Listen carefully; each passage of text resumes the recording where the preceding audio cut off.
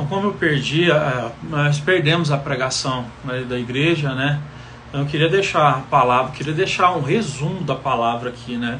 Nós lemos o capítulo 2 de João, onde o Senhor Jesus faz o primeiro milagre no seu ministério. Então, o primeiro milagre de Jesus foi em Caná da Galileia, dentro de um casamento. Então, eu estou repondo a palavra aqui porque não deu para perdermos lá o que tinha gravado. Bom, antes de Jesus fazer um milagre no casamento, ele pegou os discípulos, né? Jesus chamou 5 discípulos primeiro, né? Que foi Pedro, André, os dois eram irmãos, Filipe, João e Natanael. Aí Filipe, ele encontrou Natanael e disse assim: Natanael, nós encontramos o Messias. E aí Natanael perguntou: aonde? Aí Filipe disse: olha, ele veio lá de Nazaré. E Natanael disse: mas pode alguma coisa boa vir de Nazaré? E aí então Filipe disse para ele: vem aqui e veja, você com seus próprios olhos, né? E ele foi. Quando ele estava se aproximando de Jesus, o texto sagrado vai dizer que Jesus disse assim: aí está um homem que não tem falsidade na boca, falando para Natanael. Natanael perguntou: o senhor me conhece de onde? Jesus disse: eu te vi quando você estava lá debaixo da figueira. E aí Natanael disse: eu sei que agora o Senhor é o Filho de Deus. Bom, Natanael, ele creu porque Jesus falou para ele: ó, quando você estava lá debaixo da figueira eu te vi. Não sei o que Natanael estava fazendo debaixo da figueira, mas Jesus, que sabe todas as coisas, né, que é onipresente, ele foi lá e ele trouxe, né, essa palavra de revelação. E aí Natanael disse: o Senhor sabe de tudo. Tipo igual a mulher samaritana, né, que ela disse que tinha um marido, mas Jesus disse: você não tem marido não, você está no 5º casamento, você não tem marido, isso aí não é casamento. E aí ela foi e reconheceu que ele era um profeta, um homem de Deus, né? Então a primeira coisa é: Deus conhece os nossos pensamentos, não adianta a gente tentar fugir de Deus, né? Então a gente cria muitas histórias dentro de nós mesmos para tentar confundir de alguma forma o próprio Deus. A verdade é que a natureza humana, nós somos tão enganadores de nós mesmos, né? E isso eu falo de todos nós, que nós temos essa tentação de querer ludibriar até o próprio Deus. Como a gente pode ver, né, que Eva e Adão, eles tentaram ludibriar o próprio Deus. Deus disse: não coma daquela árvore. E aí eles comeram, ficaram com medo, se esconderam. E aí Deus desceu no jardim perguntando: Adão, cadê você? E Adão escondido, ele querendo esconder de Deus alguma coisa. De Deus ninguém esconde. O Salmo 139 diz: se você subia para os mais altos céus e tentasse esconder ele de Deus, Deus está lá. Se você descer e colocar sua cama ali pertinho do inferno e ficar quietinho, Deus está lá também. Não tem como esconder de Deus nenhuma intenção, nenhum pensamento. Você pode chegar e dizer assim: Senhor, eu estou sendo perseguido no meu trabalho. Mas se o problema for o problema do seu coração, por exemplo, uma pessoa pode se sentir perseguida, mas na verdade talvez é uma pessoa que se acomodou, não está crescendo mais no mercado de trabalho. E às vezes começa a cobrança, porque é necessário sempre a gente estar se reciclando, se renovando. Então a gente pode dar nomes diferentes para situações diferentes, mas é Deus quem conhece cada detalhe, cada situação. A gente pode chamar o errado de certo, o certo de errado, o doce de amargo, o amargo de doce, mas de Deus ninguém pode esconder nada. Então as pessoas, elas trocam o nome do pecado, não é verdade? Então fornicação hoje em dia virou o quê? Virou namoro, não é verdade? Hoje em dia as pessoas, elas não querem se casar mais, elas têm filhos, né? Você vê igual muitas pessoas, elas têm filhos e moram juntos. Você pergunta: o que eles são? Não, eles são noivos. Mas que é isso? Noivo de quê? As pessoas, elas são tão loucas que você pode ver. Esses dias eu estava vendo um jogador de futebol que ele é casado, ele tem 3 filhos com a mulher, mas ele se diz que é só noivo dela, da mulher, sendo que eles moram juntos e tem 3 filhos. Aí ele diz que é noivo. Aí alguém perguntou: por que vocês não são casados ainda? Aí ele disse assim: não, porque casamento é uma coisa muito séria. A gente tem que pensar muito antes de casar. Olha que coisa, como que a pessoa ela está junto com a outra, tem 3 filhos, e aí não quer casar porque tem medo de casar debaixo da bênção espiritual e de Deus derrubar tudo. E é o que a gente está falando, no capítulo 2 de João, foi Jesus entrando dentro de um casamento. O primeiro milagre de Jesus foi no casamento. Jesus fez a água se transformar em vinho, né? Toda a festa de casamento lá em Jerusalém demorava 7 dias. Jesus subiu lá, a gente não sabe se foi no primeiro, segundo, terceiro dia, mas ele transformou a água em vinho. O pessoal ficou lá bebendo, entendeu? Então, vinho era sinal de felicidade. Jesus foi lá e transformou. Então, você pode ver que Deus tem compromisso com o que é sério, né? Mas as pessoas correm do que é sério. As pessoas, por exemplo, elas não querem se apegar a Deus, porque elas dizem assim, mas se eu me apegar a Deus, eu vou ter que abandonar meus pecados de estimação. Aí elas não querem. As pessoas não querem se casar porque elas não querem abandonar a sua vida libertina, né? Ora com uma pessoa, ora com outra, ora com um, ora com outro. Então o que acontece?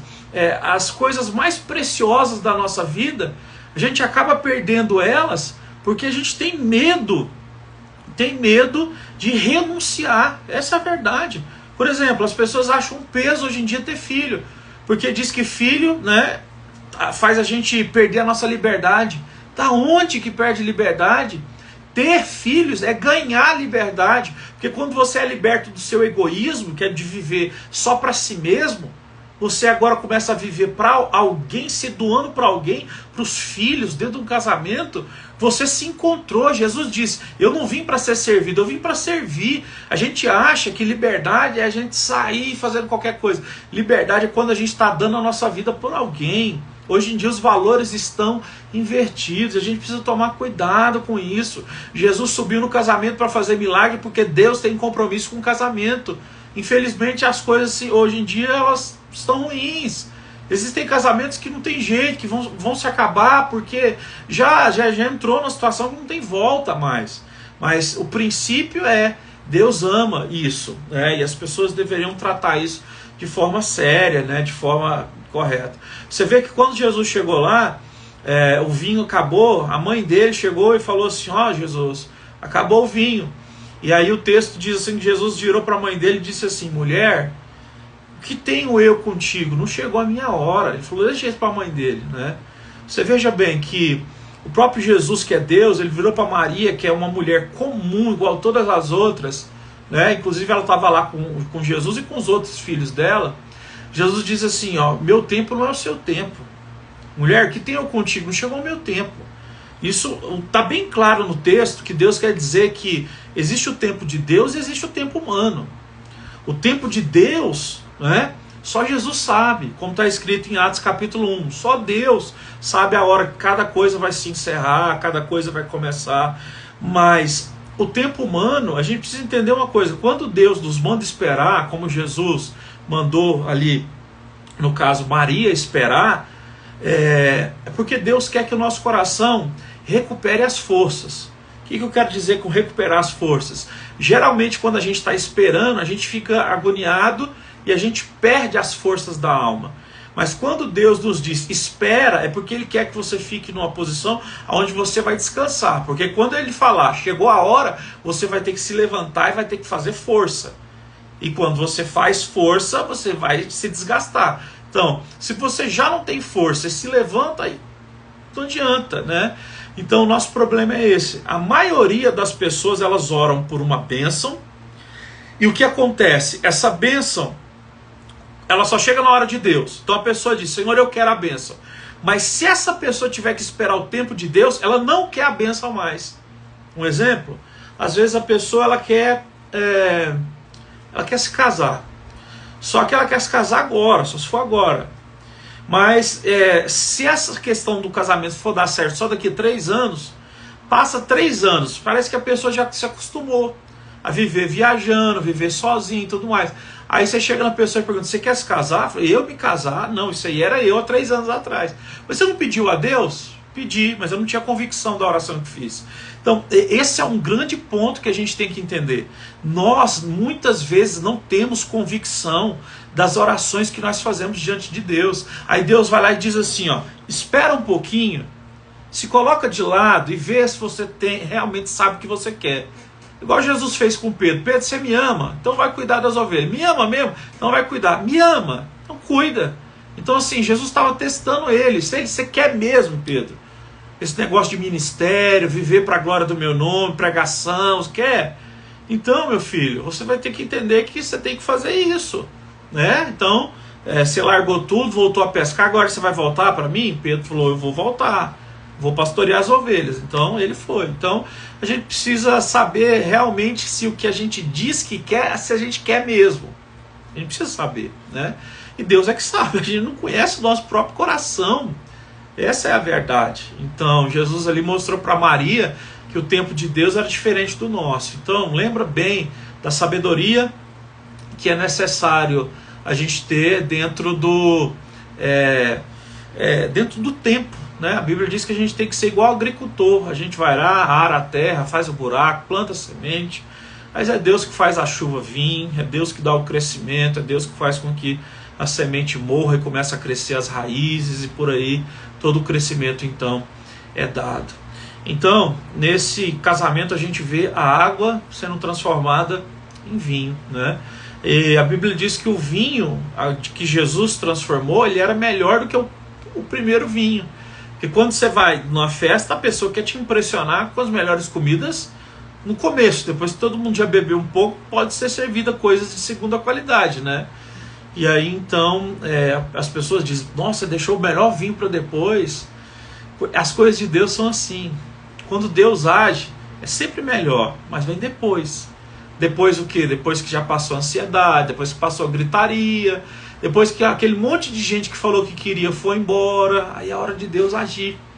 Como diz lá, diz em João 6, Jesus pergunta para o povo, assim, vocês querem me seguir mesmo? Vocês não estão atrás de mim só por causa de pão, não? Que eu multipliquei pão e peixe? Agora eu quero dizer uma coisa para vocês, vocês vão ter que comer do meu corpo e do meu sangue. O povo falou, que pregação louca é essa? Foram embora. E aí Jesus virou para os discípulos, e vocês querem ir também não? E eles disseram assim, para onde nós iremos se só o Senhor tem palavra de vida eterna? Aí Jesus disse, então venham comigo, continuem caminhando.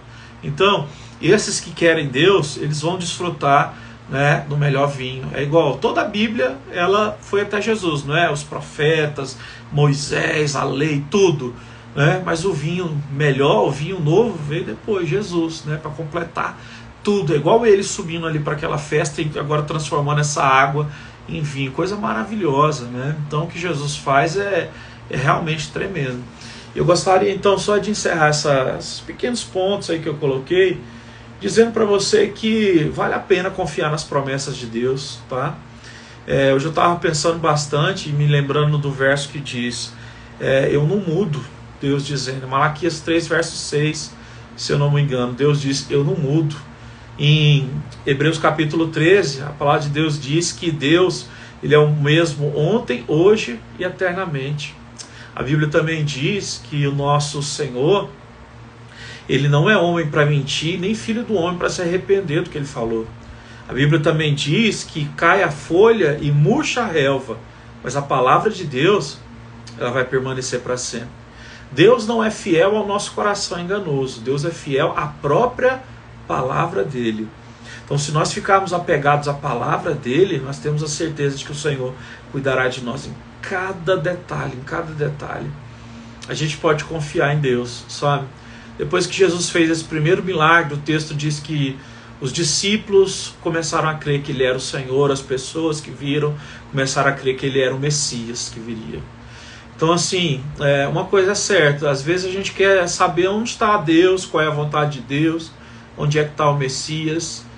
Ali o Messias estava dentro de uma festa de casamento, fazendo com que a água virasse vinho, para que uma festa de 7 dias continuasse, né? Talvez para nós isso seria uma loucura, pessoas bebendo há tanto tempo, e Jesus vai lá e ainda põe mais vinho, né? Perigoso de o pessoal ficar bêbado, mas Jesus, ele fez aquilo ali, né? Aquela festa de casamento. Provavelmente Maria, ela conhecia, né, a família dos noivos, pela forma como o texto se põe ali, quando a gente vai estudar, provavelmente ela conhecia, né? E a gente vê o Senhor Jesus ali dentro de um casamento. Você quer ver Deus? Nesse mundo maluco de hoje em dia, quando você vê, né, um homem casado, uma mulher, os seus filhos, isso é Deus, é milagre. Alguém já disse isso no século passado, né?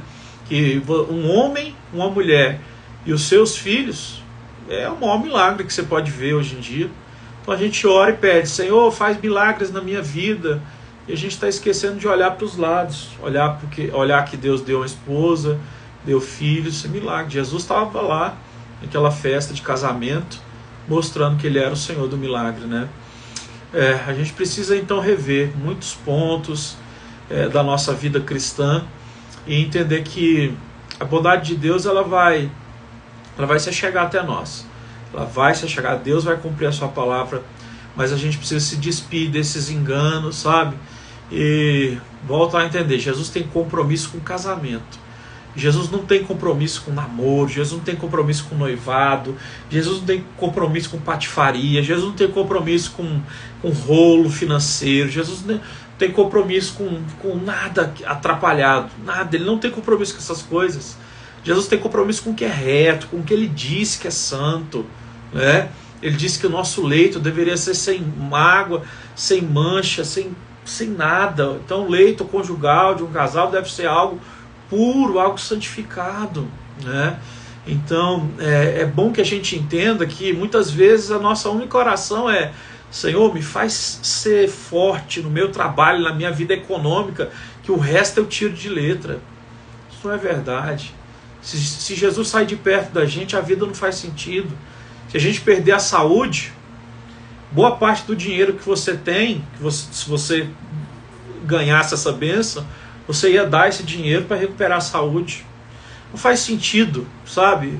Você ter dinheiro, mas perder sua família. Então só faz sentido se você voltar a orar pelas coisas, para que as coisas fiquem no devido lugar. Em primeiro lugar, Deus. Ama a Deus acima de tudo. Se a sua vida espiritual não estiver em ordem, o resto vai cair. Se você ouve a palavra de Deus e não obedece, é como uma casa que não está firmada na rocha. Vai cair quando o vento vir. Está firmada na areia. Vai cair quando a tempestade vem. Isso não é rogar praga, não. É porque vai cair, não tem substância. A palavra de Deus é o que sustenta, é o que abençoa. Então a gente precisa ficar firme nisso. Precisa ficar firme naquilo que é do Senhor. Vida espiritual, depois casamento, sabe? Coloca em segundo lugar o amor que você tem pelo seu marido, pela sua mulher. Em segundo lugar, primeiro lugar, ame a Deus. Segundo lugar, ame o seu marido, ame a sua esposa. Terceiro lugar, ame os seus filhos. Quarto lugar, aí você vem as outras coisas e tal. Então, cuide para que a ordem das prioridades na sua vida fiquem no devido lugar. Aí você vai ver milagre de Jesus acontecendo em todos os momentos. Milagres de Jesus são barrados porque as prioridades estão invertidas, né? É igual, por exemplo, o salmista Davi, ele diz assim: eu fui moço, agora sou velho, nunca vi o justo mendigar o pão e nem a sua descendência passar fome. Por que existe pessoas que só vivem em deserto espiritual? 20 anos deserto espiritual. Tem gente que eu conheço, eu tenho 17 anos que eu prego o evangelho, tem gente que eu conheço que está 17 anos vivendo só tribulação, só vale, só deserto. Aí eles dizem, não, é porque a vida cristã é deserto. Tá bom, mas não é possível. E o Deus que te leva a verdes pastagens e águas tranquilas, que é o seu pastor, que te coloca debaixo das asas dele, né? O Deus que cuida de você, meu Deus, esse Deus existe.